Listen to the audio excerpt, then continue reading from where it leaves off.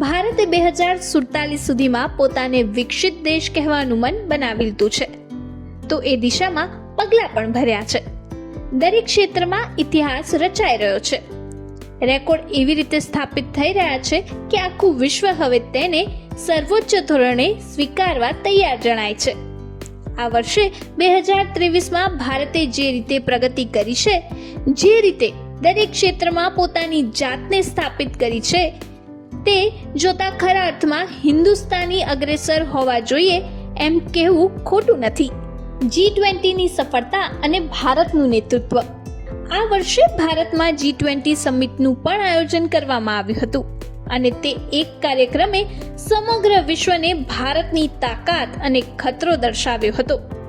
કોણે વિચાર્યું હશે કે ભારતમાં યોજાનારી G20 સમિટના પહેલા જ દિવસે દિલ્હી ઘોષણાપત્ર પર સર્વસંમતિથી સંમતિ આપવામાં આવશે અને પસાર કરવામાં આવશે.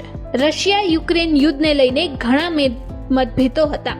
છેલ્લી વખત બ્રાઝિલમાં પણ આ જ કારણસર ઘોષણાપત્ર પસાર થઈ શક્યું ન હતું, પરંતુ ભારતે તે ચમત્કાર કર્યો. આના ઉપર જે રીતે G20ના ફોર્મેટને G21માં બદલવામાં આવ્યું, તેનાથી પણ દરેકને ભારતની તાકાતનો અહેસાસ થયો. આ સિવાય G20 સમિટમાં ભારતે સ્પાઇસ રૂટની જાહેરાત કરી હતી. ભારતથી યુરોપ સુધીનો વેપાર માર્ગ બનાવવાનો ખ્યાલ પશ્ચિમ એશિયામાંથી જ પસાર થશે. ચંદ્રયાન-3નો રેકોર્ડ અને વિજ્ઞાનની જીત.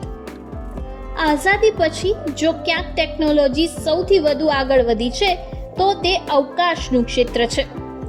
જે દેશ એક સમયે પોતાના રોકેટને સાયકલ ઉપર લઈ જતો હતો, તે જ દેશ હવે આખી દુનિયાને બતાવી રહ્યો છે કે કેવી રીતે ચંદ્ર ઉપર ચોક્કસ ઉતરાણ કરવું. હવે ભારત ચંદ્રના દક્ષિણ ધ્રુવ પર ઉતરનાર પ્રથમ દેશ બની ગયો છે. ભારતે પણ આ કારનામું કર્યું હતું. ભારત અન્ય અવકાશ પ્રોજેક્ટ દ્વારા પણ ઊંચાઈને સ્પર્શી રહ્યું છે. આદિત્ય L1 થી ગગનયાન સુધીના ઇતિહાસના નવા પાના લખવા માટે તૈયાર છે. મતલબ કે આવનારા વર્ષોમાં પણ આ પ્રદેશમાં ભારતનો સુવર્ણ અધ્યાય જોવા મળશે. ઇન્ફ્રાસ્ટ્રક્ચર ઝડપ અને ભારતનો વિકાસ. ભારતમાં ઇન્ફ્રાસ્ટ્રક્ચરને લઈને વિવિધ સરકારને ક્રેડિટ આપવાનું શક્ય બને છે.